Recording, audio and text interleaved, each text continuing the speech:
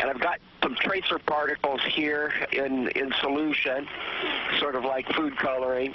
And I'm going to put a drop of these tracer particles on the film. This is after the film has had a chance to quiet down. Motion has pretty much been fine within a two-dimensional plane, and it allows you to look at viscous flow in the laminar region in a two-dimensional manner without having to worry about flow in a third direction.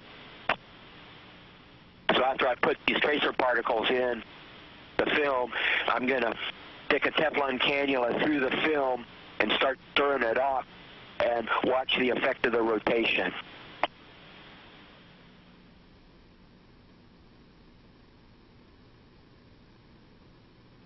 And just from that little stir, this thing will sit there and rotate for about 20 to 30 minutes.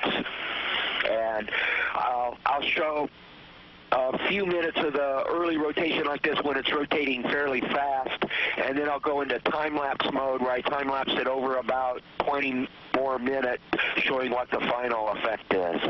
But you can see that the flow is laminar here, and the tracer particles are very slow to diffuse and show nice streamlines that hang around for tens of minutes. And Don, we're watching that, and that is a great video. That is such a cool phenomenon that you're showing us here. And you end up with spiral lines because the rotational flow will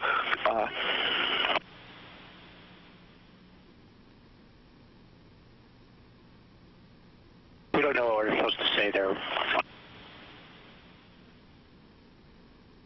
Copy. And it looks like rotational flow will do something, but we don't really know what.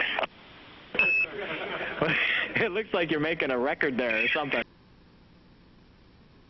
There's time-lapse mode. And this is half a second every 30 seconds frame time. And you can see as time goes on, the lines do get more and more diffuse as diffusion plays its role and stir and fades up.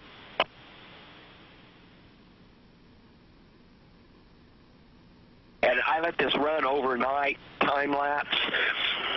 Unfortunately, the battery died on the camcorder, but by morning, the whole film was just a nice uniform milky white color, so diffusion had taken its role. And it looks like we have a jellyfish up there.